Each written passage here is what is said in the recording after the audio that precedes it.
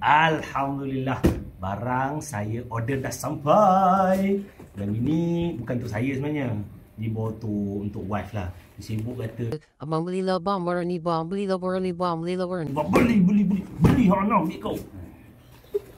So, dekat sikit guys. Dekat sikit. Ui, kita tunjuk barang yang paling ditunggu-tunggu.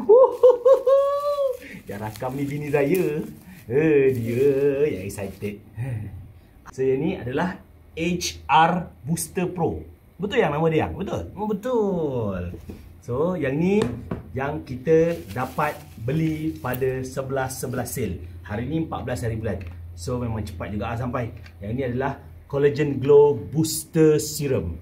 Okay, saya pun tak tahu benda semua ni. Ini semua adalah free gift dia guys. Banyak tak banyak guys. Free gift dia ni semua free gift dia saja.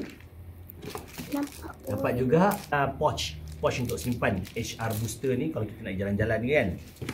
Dan juga tengoklah apa lagi yang bini saya suruh beli ni. HR Glutathione Glow Capsule Cream. Yang ni katanya guna untuk yang ni kan. Sapu kat muka atau kita tinggi macam tu lah. Saya pun tak tahulah.